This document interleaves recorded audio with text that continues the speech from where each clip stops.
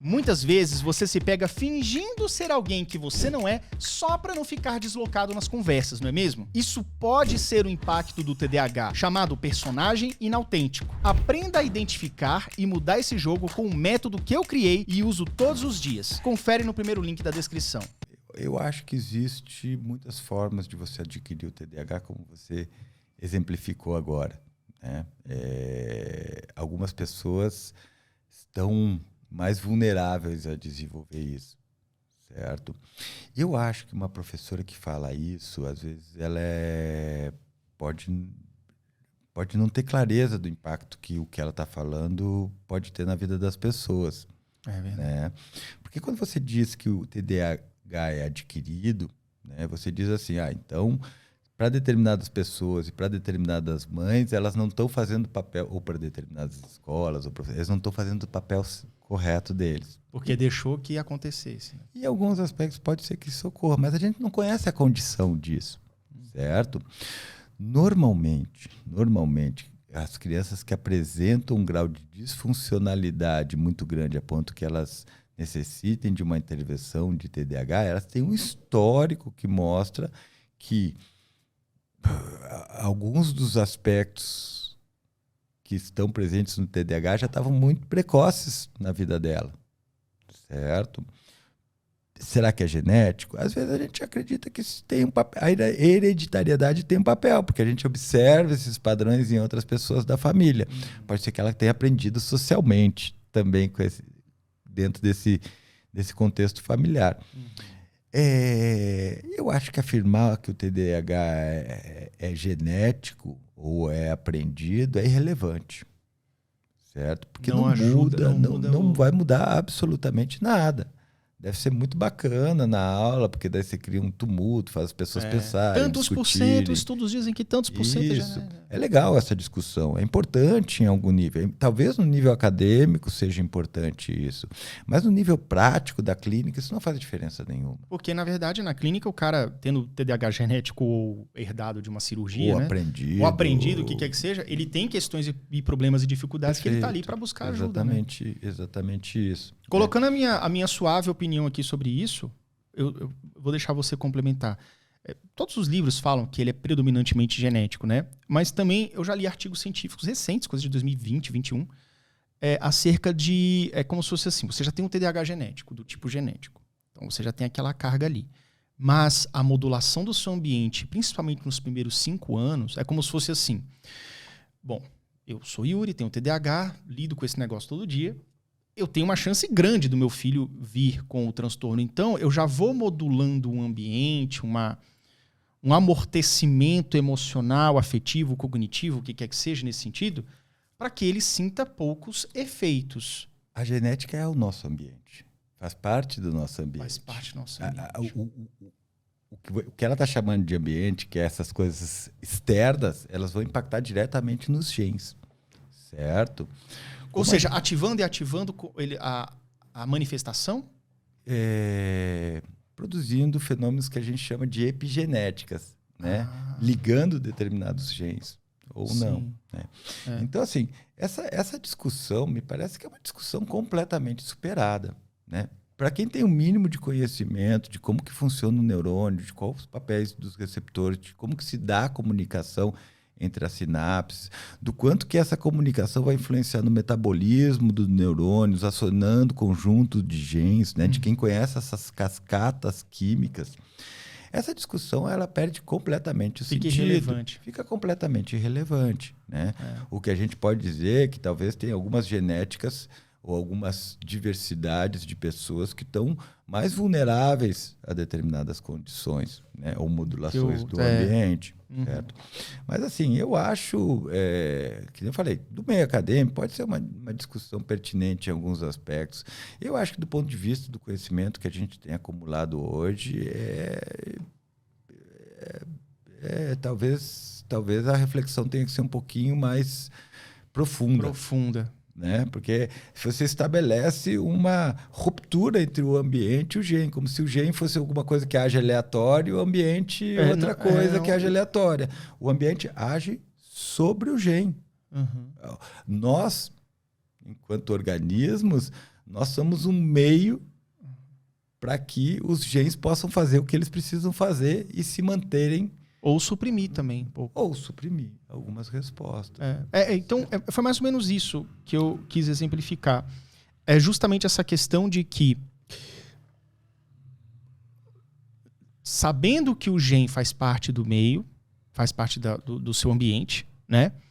A gente pode amplificar essas reações, esses... como é que eu posso dizer? Esses comportamentos, ou mesmo causar uma experiência que... A gente pode modular a atividade. Modular a atividade. Acho que o nome é esse. Bom. Mas tem limites para isso também, né? Uhum. Então, assim, por que eu tenho teço essa crítica em relação a isso, né? Porque isso pode criar uma distorção de responsabilização que é inadequada. Colocando uma responsabilidade, às vezes mães, professores, em outros profissionais, de coisas que nem sempre eles conseguem dar conta. E isso, do meu ponto de vista, é uma violência. Uma violência com a criança, uma violência com a família, uma violência com o sistema educacional. Daí alguém vai dizer, não, mas o nosso sistema educacional é muito problemático. Realmente é. Não tem, certo? E já há muito tempo. E eu não vou entrar nessa discussão aqui também. Mas uma das coisas bacanas que a gente tem visto é que essas crianças que são assistidas, elas tendem a ter um desenvolvimento dentro do digamos assim, das características que ela está, melhor do que ela se não tivesse essa assistência. Exato. Certo? E tem questões secundárias também, do tipo assim, a criança que ela é bem assistida, acomodada e olhada de perto por profissionais capacitados que entendem suas dificuldades, vamos chamar de limitações, suas dificuldades específicas, é uma criança que reage bem, tem sua autoestima saudável, ela se sente integrada no seu meio, e ela não vai desenvolver daqui 5, 10 anos transtornos e patologias secundárias oriundas de uma má condução nos primeiros anos da sua vida, entende? Perfeito. Olha só que coisa interessante, só para exemplificar isso, já que você entrou nesse assunto. Você está na escola com seu colega está aprendendo e você não. Certo? E daí alguém diz, isso é problema da aprendizagem, isso é problema do ambiente. Quando você diz isso, você joga esse erro para um erro que é moral. É teus pais que não estão te educando direito, é teus professores que não estão sabendo fazer o que você precisa fazer. Esse erro moral vai fazer com que você tenha uma percepção de você mesmo, uma autorreferência a partir desse erro. Então, ela já vai ser efetivamente uma autorpercepção negativa, uma autorreferência negativa a respeito de si. Não dou conta. Não dou conta, não sou incapaz. É um aspecto da autorreferência que a gente chama de autoeficácia. Certo? Então, quando você diz que aquela criança não aprende por uma condição de eficácia, certo? Você está colocando ela numa cilada que nem sempre ela tem como sair. Sim. Certo? Agora, tudo bem, você pode dizer que sim, existe aspectos do ambiente que podem melhorar o funcionamento das pessoas. E eu acredito muito nisso. Eu sou a primeira pessoa a defender o ambiente em termos de modulação do comportamento. Todo mundo que conhece, me acompanha, sabe disso, certo? Mas a gente tem que entender, primeiro, que o ambiente ele é um para cada pessoa. Certo? E sendo um para cada pessoa, e ele é um para cada pessoa porque existe uma diversidade genética. E que essa diversidade genética faz parte do ambiente e ela importa. O que não quer dizer que toda genética vai ser destino, mas que cada condição talvez precise de um ajuste para que aquilo se adapte àquela condição biológica do indivíduo, certo? A gente tem que pensar na genética do ponto de vista do ambiente e não do ponto de vista do destino. Então, não é porque você tem uma genética do TDAH que você efetivamente vai ter TDAH.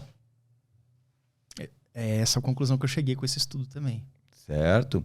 Mas o TDAH ela é a manifestação, mas não necessariamente é o fenótipo. É o fenótipo. Certo?